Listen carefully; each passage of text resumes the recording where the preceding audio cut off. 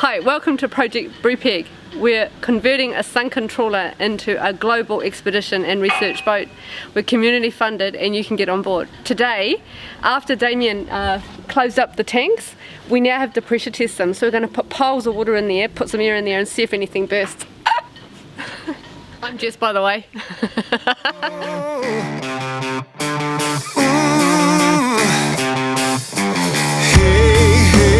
Tell me a story. You've been hiding yourself again. Turn your shame to glory and shake off the ball and chain. Show me, what do you care? I'm a black vulture, send me a prayer and I'll spread my wings in the sky. Let's go, wave like you see me now.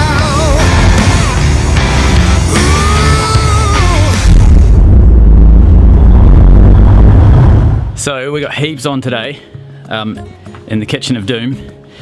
My little Jess is she's cooking up a roast. We've got what have we got? Muffins in the oven.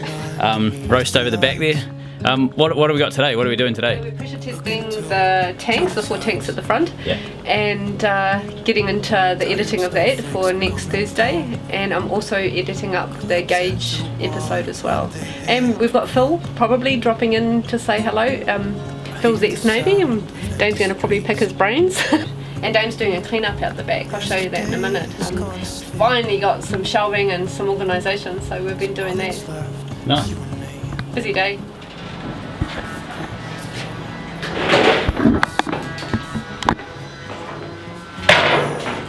We're doing a bit of a tidy up today. Everything's been a real mess. There's a lot happening when someone's here helping. It's awesome that other things get put aside, so cleaning doesn't happen. And This area seems to end up always being a dump zone. yeah, we had a couple of cyclones in the last 2 months. Yeah. Cyclone warnings too, so that means you kind of have to put all the tools inside and kind of prep for that, and then everything has to come back out. So we're catching up. We've finally got a bit of organisation over here. We've got some toolboxes, which is Yay! awesome. We Yeah. can actually start putting stuff in a place. So all the tools are behind there on There's a under shelf that top here, of the shelf. and there's toolboxes Yeah. there. So there's tools up here and there's tools under the boat. So Dan sort of splits them up as he needs them. Whispers that it finds. The walls are listening when we talk. So the plan is to put as much water as we can in these tanks. We're probably going to put about 3 tonne of water in each tank, and then we're going to start pressurising the air that's left over in those tanks, and that'll tell us 2 things. We'll be able to put about 2 or 3 psi, which is what I'm aiming for, into the tanks, but we'll also be able to see if anything's coming out, so we'll have water seepage or anything like that if there's any leaks. I'm hoping that there's not going to be any leaks, obviously, but if there is, it gives us a really obvious sign where it's coming from. Now, in order to get the 2 or 3 psi, we have to be really careful not to put too much air pressure in these tanks because they'll balloon up and explode. So the way that we do that is with a pipe that runs from the bottom of the tank to the top of the tank, and then we can put some air pressure in and see the water levels change in that pipe. So I'll show you that, and it gives you an idea as to how we can get these tanks tested. And just before we get into that, we found another hole at the front of the bow. Yes. So we'll show you that because it's really interesting. We're going to have to probably open it up again, and have a really good look in inside. the crash bulkhead area. So it was fine when we opened it, in one of the previous episodes. It was fine. It was really great actually. But you're thinking that we put some oxygen in there, and anything that was going to give out is given out. So it's it's really good that we're seeing it, but it's a little bit of a worry. I think it's a bit that I missed. So when I had a good look in there, I think I didn't have a good enough look. I missed a little pinhole or something. When I opened it up, fresh oxygen would have gone back in there from the atmosphere, and I sealed it all back up, and that fresh oxygen was enough to rust this bit out. So I'm going to potentially have to open this back up and get in there and see what's going on. How many months has it been? It's not been long, eh? I don't know, 6 6 months? months? Yeah. Just let me show you. I'll just pull you around. So it's these areas here. So we found this the other way. Sorry. When Richard was here. So that there's a pinhole that we blasted out and then really got stuck into to see how big it went, and it went reasonably big. This here is the one that we've just seen. So it's just a little seepage of rust coming down, but that means that it's coming from the inside of the hull out. And the fact that it's on the outside means that it's basically, there's nothing left. So it's gone through 6 mil of steel. It's amazing. But it's on the forward side of the weld, right? Yeah, so the weld, sorry, I keep kicking the camera stand. So the weld is about there. So that's crash bulkhead and that's fuel tank. So the fact that it's on this side is a good thing. So I can easily get in there and deal with that welded up. You're going to have to cut it open again? Yeah, I think so. Yeah. So a little bit of extra work, but it's really great that it's showing up. Like, we're out of the water, we can see it. Imagine if it was you know, under the water. This is what's so great about everything's taking longer than we expect, because yeah, we get to see all these bits and pieces. We can feel really confident once we're in the water. Right, spanners.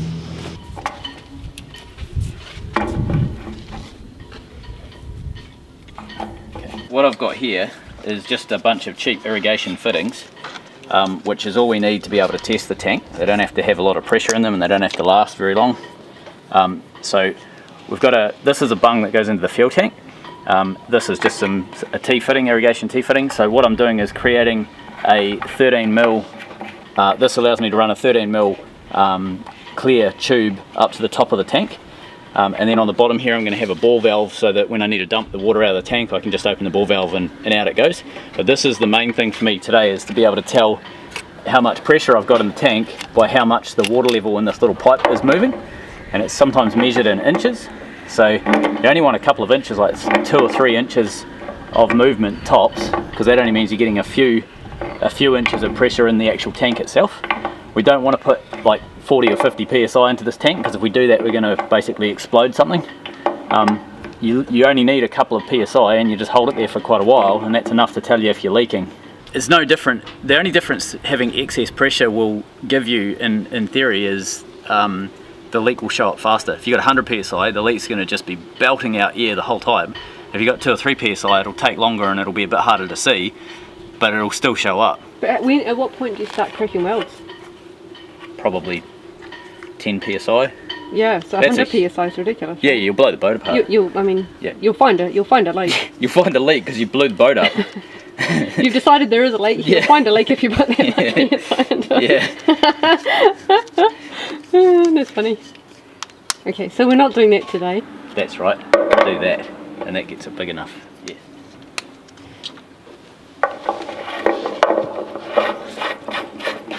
So this setup here is 1 inch, and the ball valve I've got is 1.5 inches, so I have to put a whole bunch of adapters and stuff in just so that I can actually get it up to the size I want. I do have a 1 inch ball valve somewhere, but I just can't. But actually, sorry, that's not true. I do have a 1 inch ball valve somewhere. However, the internals, it's what's called a one-piece ball valve. So the internals are only about, like the hole's only about 1/2 inch diameter. So if you get a 3-piece ball valve, you can end up with you end up with a throat size that is, like if it's a 1 inch ball valve, 3-piece 1 inch ball valve, it'll be a 1 inch hole. So you don't lose any height, any diameter. So this is just water thread tape. So basically thread tape capable of dealing with water and water pressure and so on. You can get gas tape, which is able to handle slightly smaller molecule sizes, because gas is obviously much smaller than water. This is just to make sure you got a good seal on the joint. Yeah, if I don't have this, theoretically the air will start leaking out of these joints, and then I won't necessarily be able to. I'll know I'm losing air pressure, but I won't know if I'm losing it through the tank or through this. So I need to have a good seal on this stuff. And a gas guy once told me it's all about the amount. Yeah. Too little, it won't work. Too much, you can't get it on properly. So yeah. It's about knowing the right amount. It's just experimenting. All right. So crank that. All right. So this is my big old ball valve. So I've got to go and throw this on the vise and strip it down because this thing is super tight. The ball valve, it's one of the originals off the boat. So. What do you mean you've got to do what? I've got to take these big flanges, unscrew them off each end, and then screw that onto here. So let's go and strip this ball valve down. Right, big Bertha. Yeah. Enough for work. Oh, it'll work. Whoa, hey. Beautiful.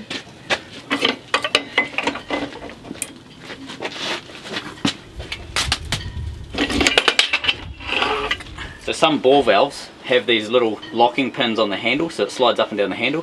And it means you can either lock it in the open or closed position. You can put the pin down and it basically stays there no matter what.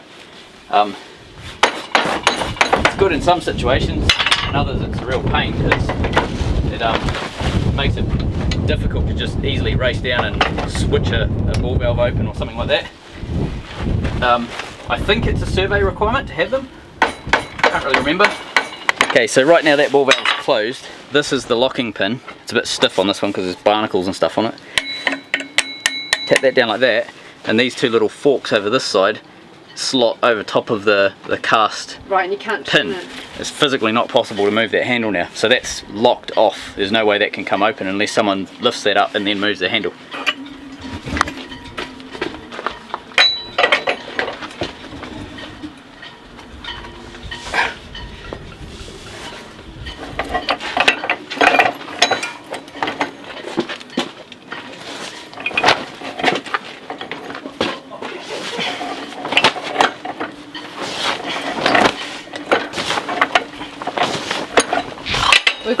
We've got the tail pipe behind us, behind the thing. It looks silly, but it's actually just, it's so hot. Yeah. The sun's really got some heat in it today, so. You last about 10 Bit of minutes wind. down here before you're absolutely stuffed if you don't have it.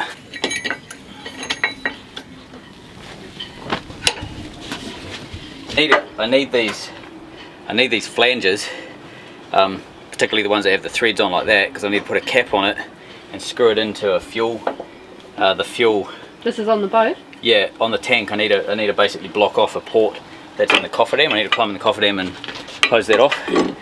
So I need to strip this down to get the ball valve, but also to get the flanges. I need two of them. Recycling! Recycling.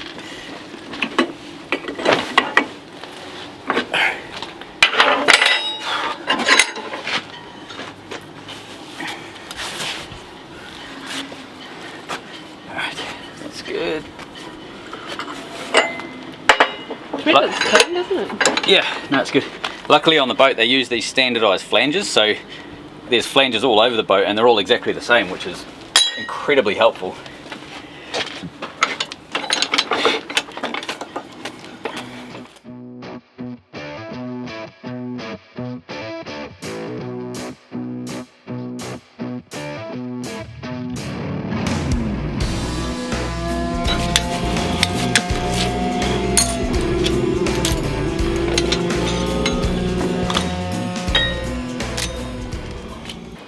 So that's the two flanges apart. That gasket is a fuel and water safe, basically it's a rubber. So it was what was originally on there? That's what's originally on there, yeah. And we're not going to be using this again. We're actually using a sealant based product, not like a hard gasket like this. Well, it's soft, but yeah, it's not going to be a gasket like this. Mainly because this stuff is insanely expensive, and there's better products out there now. So okay, so I need to get that working freely. Sorry darling, I have to spray a little bit of goop in this.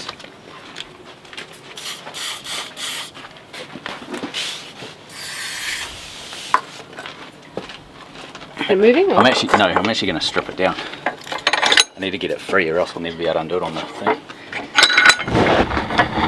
So this is a 3-piece ball valve, and it's not.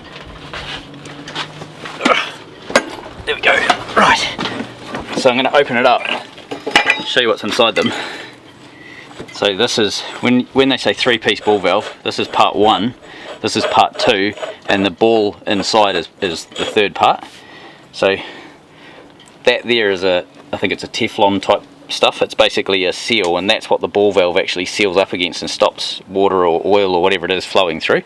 So this one's been underwater and you can see all the garbage that's inside. There's, I don't know, barnacles and calcium and crud and all sorts of stuff. So I'm going to clean all of that out, and then I'm going to lubricate it back up and put it back together again. And you can see the surface that it rubs on. This has had a bit of a hard life. There's a bit of rust and all sorts, so I'll give that a wee bit of a polish at the same time. But this is the inside of a ball valve. Let's see if I can turn it for you. Oh, there we go, it goes the other way. So, hang on, let me undo it so I can show you better. So, in an open position, it sits like that, and the water will freely flow through. And in a closed position, that there spins around and sits like that. And that's what the water would see, basically just a blocked off port. And that there will be rubbing on that Teflon seal, so that gets screwed up like that, and that's what it slides against. So the water's just sitting. Yeah, the water's sitting there. Sitting in there, and it can't go any further because of the ball. Correct. Until, like in that case, the water will just be sitting there waiting, and you open it up, and the water or oil or fuel or whatever will flow through. So ball valves that are under the waterline will all have a variation of what's going on here. So this is like calcium and all sorts of crud that forms over time. But is it particularly bad? It's not excessive. Like there's a lot in here, but it's not ridiculous. But what you need to do when you can, pull your ball valves apart, your 3-piece ball valves, and get in here like this and just give them a good clean out. Just get all of that rubbish out. Because if that starts getting into your Teflon seals, it starts wearing it. It works a bit like sandpaper on your soft plastic Teflon. So you just want to get in there, scrape that all out. Doesn't matter so much on this side. Doesn't actually get that much rubbish on this side because it's always sort of moving. Whereas on this side you saw that it had built right up around this edge here. The water's just sitting there in the goat. Yep, It's very still and all that sort of stuff. So I'll strip this part down now.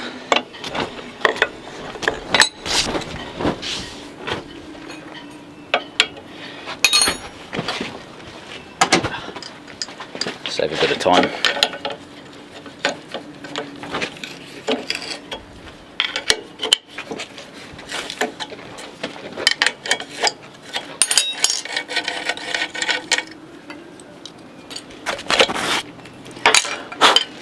So this is your little locking nut. Sits underneath your handle. I'm going to crack that off. Like that. Wind that all the way out. And it works like a support to help.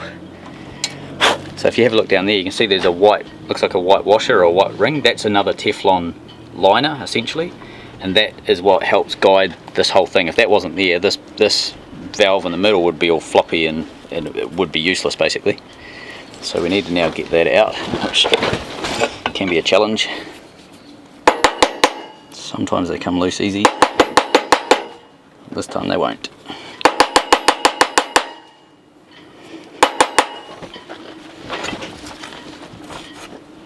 Alright.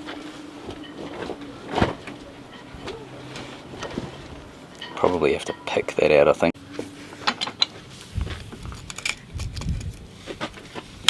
There we go. That's what I was after. So that slot there links in with, you can see that there, and that's what turns this valve. Now that we've got the center ball out, we can tap this here through. There we go. That's our shaft. Right. So you can see, have a look in there, you can see how much garbage actually sits in the ball valve where you can't access it. This is partly why you need to strip your ball valves down when you can and clean them out. Interesting, isn't it? Yeah. So if that gunk starts moving around, it always ends up wearing out your Teflon seals and then your ball valves start failing. Almost like a crust on the top.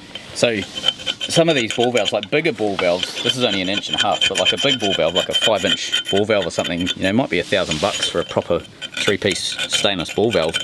So you can't afford to have them just die, and it's quite common to replace the Teflon seals. So all I'm doing is just a bit of a straight flathead screwdriver type thing, just scratching the garbage out of it like that. Poor Dane, when I'm videoing like this, he has very little room to move because I'm all over the place. The camera's about 6 inches away from my face. So you just want to go through and get as much of the garbage off as you can. If you've got a little wire wheel on your Dremel or a drill or something like that, that's all good. But the more you get off, the better, because there's less stuff to float around in there.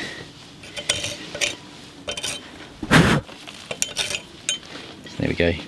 And that white thing down the bottom, that's our Teflon seal, and that's starting to wear. So you can sort of see, if I clean that out, you can see those scuff marks sort of going in that direction. Scratches, kind of? Scratches, yeah. That's wear. So rubbish has got past that seal and is wearing on it. So that could be like rust off this ball. It could be a bit of, you know, rubbish from a piece of shellfish or something, you know, like, yeah. So if it was me, if I was putting this on my boat, I'd replace those seals. And I'd be polishing that ball. And if the ball's no good, I'd be replacing the ball valve. But for now, I just need this to not leak. Because this isn't going on the boat, it's just going in my pressure testing rig. It just has to not leak.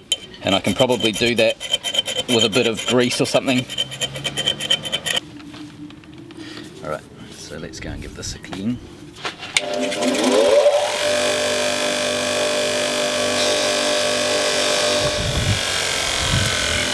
So this is our shaft that we were working on. You can sort of see how clean that buffs up, but there's a wee bit hard to see in the light. There's a little bit of pitting and things like that around the edge. So depending on how anally retentive you are, that's something that you might want to look at repairing. You could either machine that down slightly and then put an oversized Teflon bush in your ball valve. But the flip side is it really doesn't matter. The worst case scenario, if you've got a little bit of pitting there, is that you may end up with a slight leak coming out the handle, like a tiny dribble, or the handle might work itself slightly loose. Again, for us, really doesn't matter. This is a temporary rig. But yeah, that's something when you start buffing these things away, you want to look for that type of thing.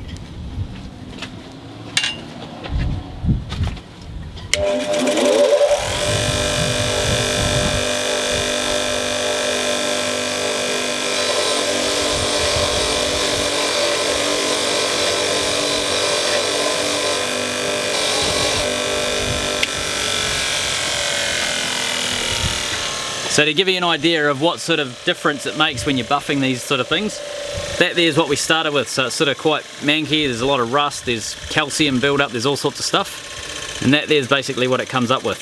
So that is buffed just with a, I think they're bronze or copper, something like that. Just a wire wheel on a bench grinder, and that's more than smooth enough. If you really wanted to go more than that, you could probably polish it with like maybe an 800 grit or something like that, but you don't need to. That's more than enough. Lubricate that up and that's going to work perfect.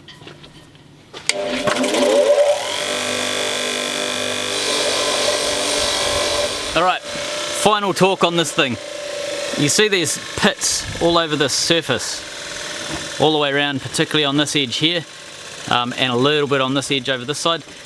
Basically electrolysis. So remember that this is a piece of stainless under your waterline, so if you haven't anoded your boat right, or you've got stray current, that sort of thing, this is something that it's going to be able to attack. So this is in a way isolated from the boat because you've got Teflon everywhere, so it's not an electrical conductivity with the boat, it's just a piece of stainless out floating on its own.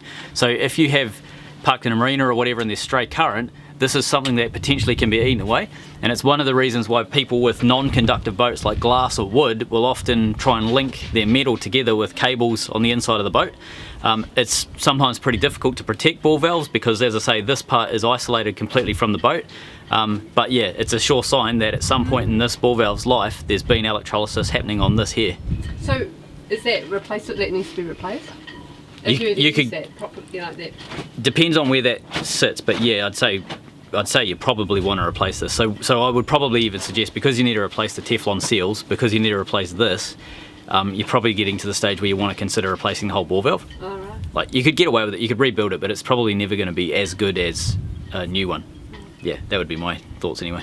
But you know, depends, because this isn't going to fail, it's going to leak. So it's not going to structurally fall apart on you, it's going to leak, worst case scenario. So it depends, you know, if this is in a non-critical area of the boat where you can put up with a little bit of seepage, you could potentially extend the life of this, but you're always going to have a compromise with this.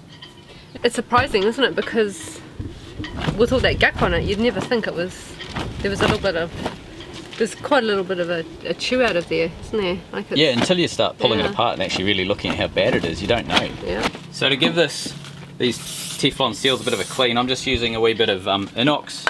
It's just basically like a lubricant, general purpose lubricant, but it's a really good cleaner. So CRC, WD-40, any of those, they work really, really well as a cleaner.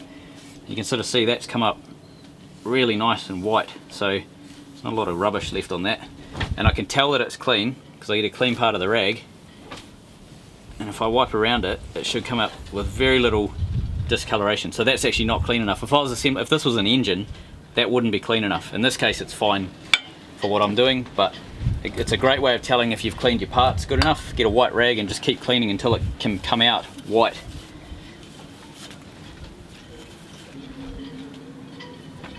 Alright. So now we just need to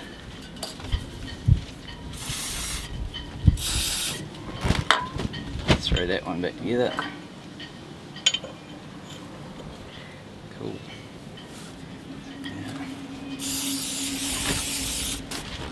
Heaps of lubricant. Okay, that one's in.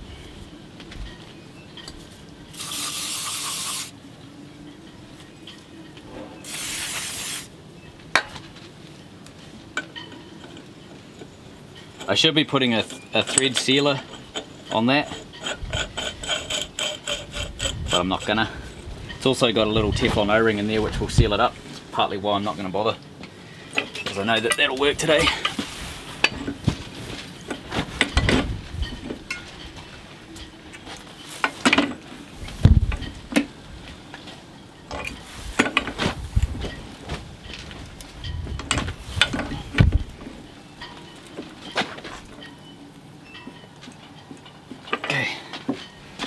Nice and tight.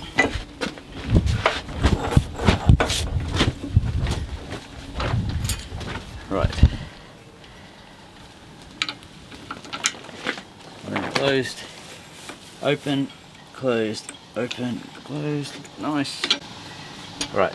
So now we need to put our little locking nut in.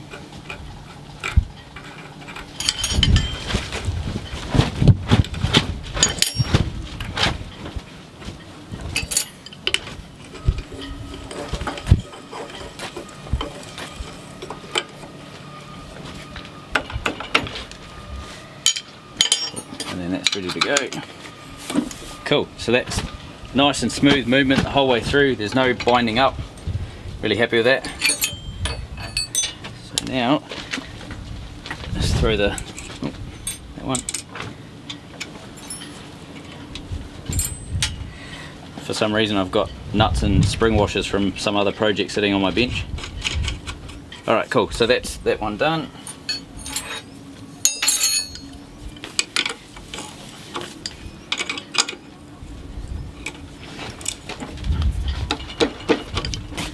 So that theoretically, beautiful.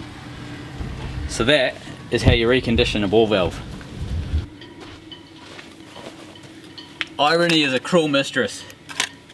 After rebuilding this so that I was happy with it, I realised it's the wrong size. So I had to go and find a different size ball valve to put on.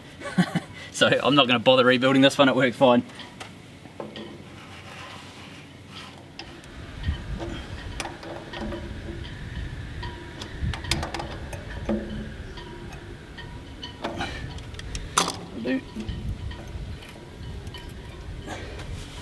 Alright, let's get this pipe hooked up.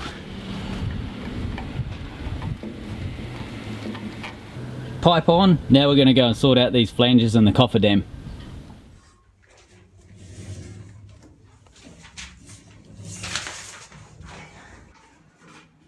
What you doing? Sounds odd, but I'm scratching out on a piece of paper the physical size of the plate I need to make. Have you got a camera on you or? Yeah. Cool.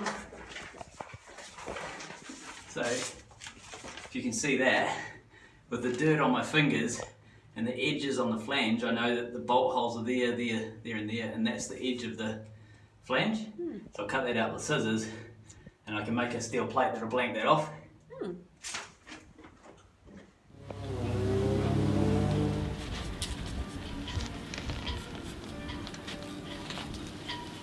So these are our two plates that we're going to cut out. So this is just a bit of, I think, maybe 3 or 4 mil stainless, 4 mil probably stainless. So I'm going to belt these out with the plasma cutter and then just give them a quick clean up, and they're going to be my blanking plates.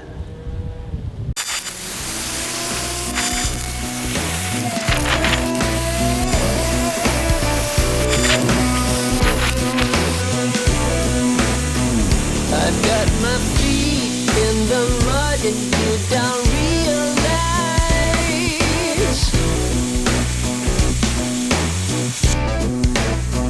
how with a walk down the alley you got me twice.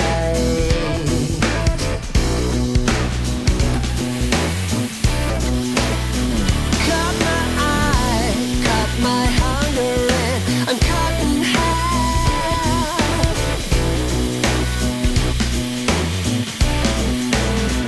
And now I'm stuck in the mud till you realize. Oh,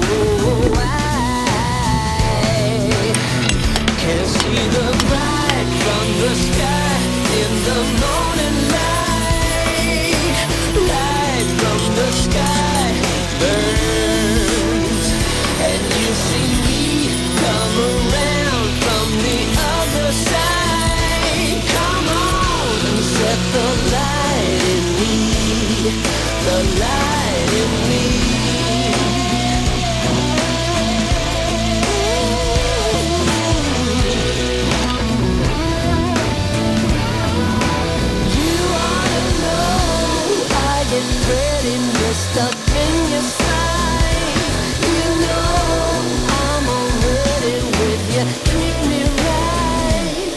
No, I'm as steady as a shaking light.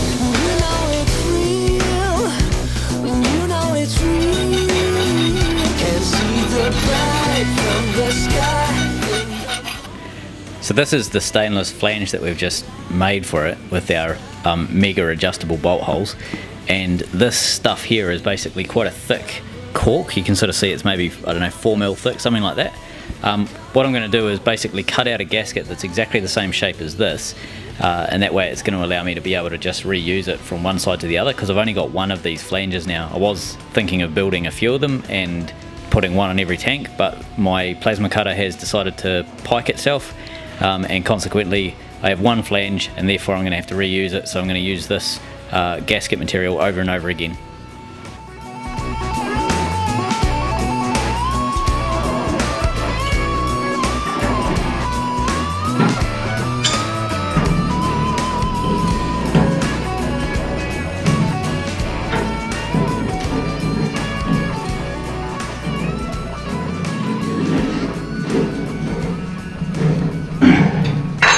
Alright, let's give that a shot. Okay, so the tank is sealed up down the bottom. Now the plan is to throw the hose up and let's get some water into this tank and start pressurizing it. Alright, I'll throw the hose up to you. Do you want to try it on and I'll pull it up, or do you think you can Oh throw yeah, it? if you can, yeah, throw it down if that's long enough. If it's long enough. Just try it, otherwise I'll throw it. Oh yeah, that's easy. Do it that way.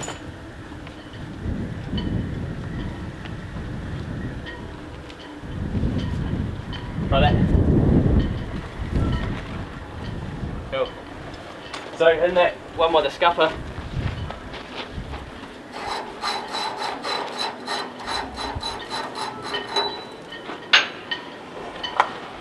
Do you want me to lower it into it or just sit at the top? lower, put it in like a meter or something so it won't come back out.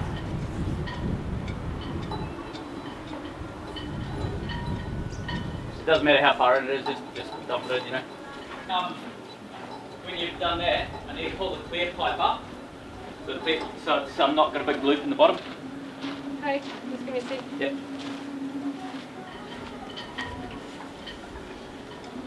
Down there? Yep.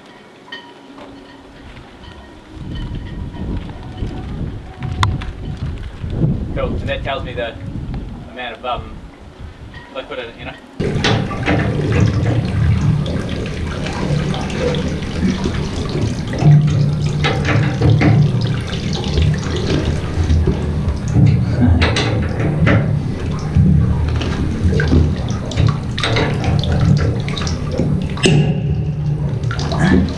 Okay, so that one will work.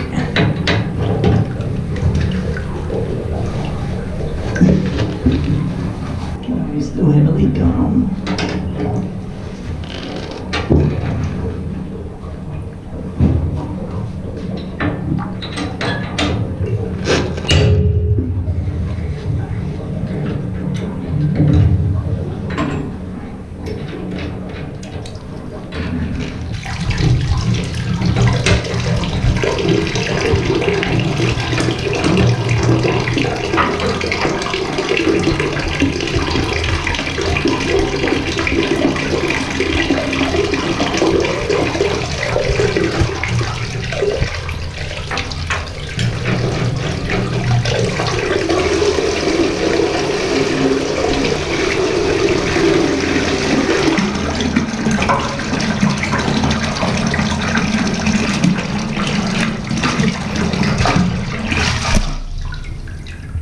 Okay, so it's not coming out through the bolts, it's coming out through that centre.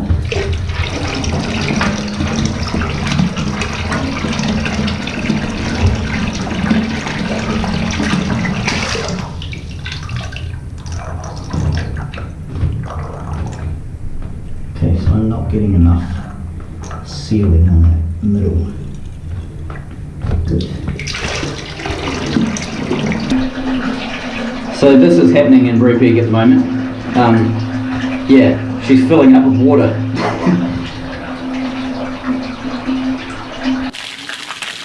So my gadget didn't work.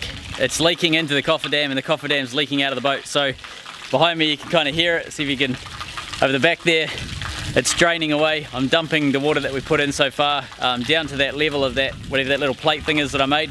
I'm going to have another go at sealing that up properly. I can't get enough pressure on the plate. I don't think it's thick enough. I think it's just bending and causing chaos that way. So yeah, see what I do. I might maybe use a sealant and then have to flapper it off or do something. I don't know. I really don't want to go down that road, but we'll see. I haven't got rubber. I haven't got enough rubber to be able to make a gasket for it. But yeah, I don't know. We'll come up with a plan. Got to seal that thing up anyway. In terms of volume of water, we got up to about roughly here somewhere. You can sort of see that water just sitting there. So there's probably, I don't know, maybe a bit over 3/4 of a metre, not quite a metre worth of water in the bottom of that tank. So it's probably at least 1,000 litres, I'd say, would be my guess. I was really hoping not to have to do this, because by doing this it basically means that I have to really pull this stuff off the flange hard, like with a knife or flat wheel or something like that. So I was really hoping that I could just basically bolt it up with this.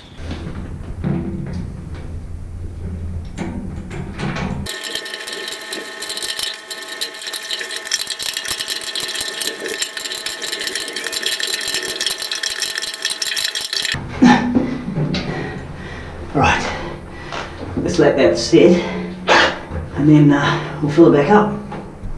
So right down the bottom here, you can sort of see there's the plate that we made, and there's no additional water. So there's some water sitting in the bottom that was from last night, but there's no additional water. So we've sealed up the leak. We've managed to figure out how to get this to fill without it leaking. So the plan, let me show you what we've got outside. Up the top you can see the hose going up to the top of the boat, and that just by that scupper there, and there's a clear hose that comes all the way down to our fitting that we created at the bottom down here. So we've got a couple of little drips and stuff happening out of this. Ooh, let me just adjust that light. So you can sort of see there's a few little drips and stuff happening off that. Nothing that we really need to be concerned about. However, if you follow that up, you can see the water is about a foot below the, maybe a little bit more below the, where are we? Below the water line there, sorry. And then, so we've got about maybe another metre to go. But as the tank gets higher and higher, the water level gets higher and higher in there, the tank gets wider and wider. So the fill rate sort of slows down, like that. How fast that water level goes up that pipe slows down as we get higher. So we've still got a wee bit to go before we've got some usable data to work with. So we're getting there.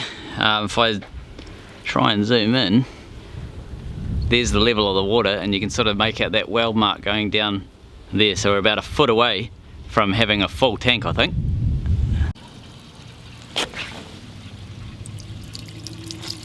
Wow, there it is. That's the tank full.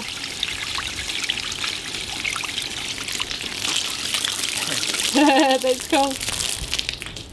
That's awesome. So I can see that, have a look at the water line, it's just below the handrail. So that's the filler mark. That's how full it is. You can see it against the railing. I'm gonna pull that hose out. Actually, just hold the tap, hold it for a second. I can hold it here. Yep. Just turning the tap off. Cool. We just need to tie the hose off. We need to tie the hose off up there because we'll need it for the other tanks, save dropping it down. It's just here. Oh yeah, sweet, it's not going to come loose, is it? Yeah, no, that's fine. Yeah, sweet, that's awesome. Yep. Alright, we can start testing. Great, we can test the tank. Yeah, I'll get the air compressor going. Okay, cool.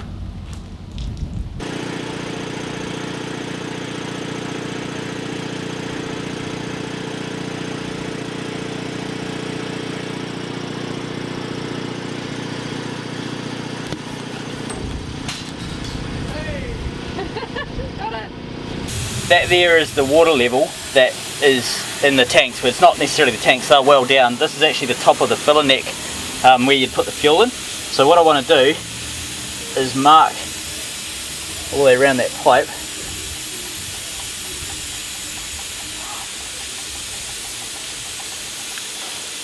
Okay, I'm just going to see how it's slightly moving. I'm just adjusting the pipe to make sure that it fits, so that water is pretty much bang on where that little mark I've just put on there is. So what I want to do is pressurise the tank and lift that water level ever so slightly. So I don't need to put a lot of pressure into the tank, only a few psi, maybe 2 or 3 tops. So to do that I'm going to basically get my air compressor and jam it down the filler neck and jam rags in and so on, so that I can sort of reduce the air leakage. And I just want to be watching this as I squeeze air in and just gently press this water level up. Okay, so this is my sawn off air gun. It wasn't supposed to be sawn off, but it's just snapped. So I don't know how effective this is going to be now, so we'll give it a go. So you put the air in the filler tube. Yeah. With So the water. this is where we fill the diesel up in the tanks. This is where, like, this is basically our filler neck. So I'm gonna, and there's a vent behind me. So this here is our fuel vent. So we can undo that and let air in, and it's got a little rubber seal on it. If I do that up like that, it's pretty much airtight. So I need this is going to leak air because the bloody thing just broke. What we want is to bring it up about 2 inches just with a gentle air pressure. So a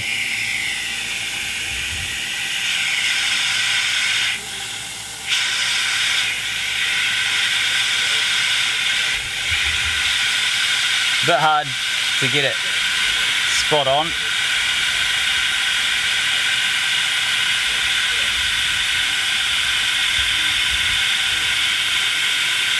A lot of air, isn't it?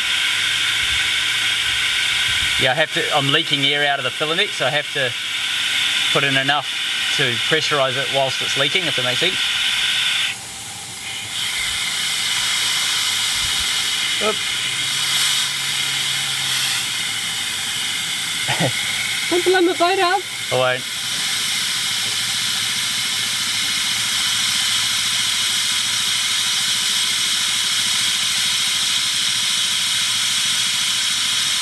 Seems like an awful lot.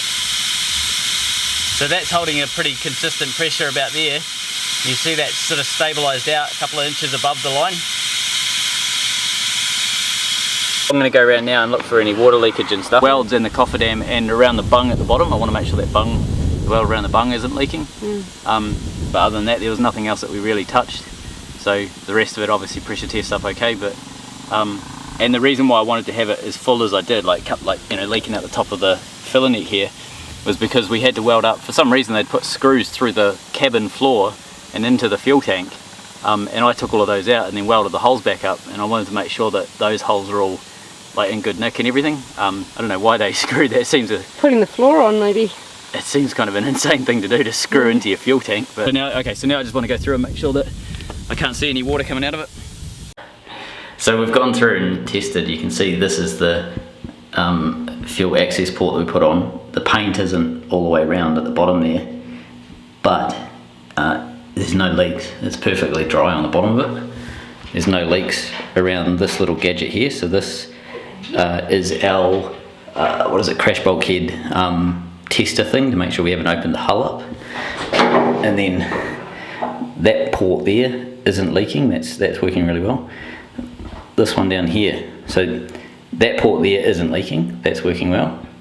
That port there has a tiny seep right at the bottom. So let me just zoom right in. See if I can get down there for you.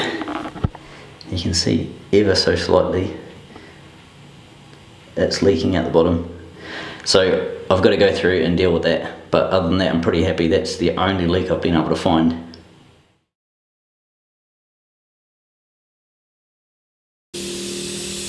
So the only other areas we've got on the outside is around that weld there on that bung, and I can't see any leak. There's a bit of water sort of sitting on top from when water ran down the side, but it's not bubbling or doing any sort of leaking.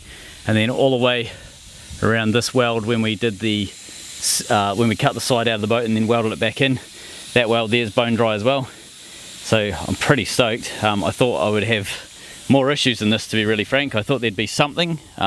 And the fact that it's one little tiny leak while it's under pressure. And the flip side of that is, thankfully, it's in the hardest possible place to weld. So in order to get the water out, and how do you dump tons and tons of water? You dump it really fast. There's my water level there with a great big hose. So this is an ex-sandblasting hose, And what I've got, I need to get it to the drain so I don't cause any damage to the gravel in the yard. So we've got it going out through the fence here, goes onto a tarmac car park over the back there, and then if you just come around this side, come right round, you can see it's going straight into a drain. So by doing that we can sort of eliminate any damage that potentially can happen in the yard, which is something we need to factor in all the time. So there you have it. That's how we pressure test our tanks in Brupeg. So we'll go through and we'll do that to all 4 of the tanks up the front of the boat. Once we've cleaned out the rear tanks, we'll do exactly the same to the rear tanks. Now that we know where this little leak is in this front tank, we'll go in and we'll start cleaning that up. I'll have to blast that little bit under the bottom so that I can get some bare steel and throw some more weld in there. But it's a pretty easy job, and it's only a pinhole, so it's not a massive thing that we have to resolve. So overall, really stoked at how that turned out and really happy with how well those tanks have sealed up given all the work that we've had to do to them. Quiet voices in the night. Time is running out of sight. A lonely wind is passing by. Tries to carry all the whispers that it finds. The walls are listening when we talk.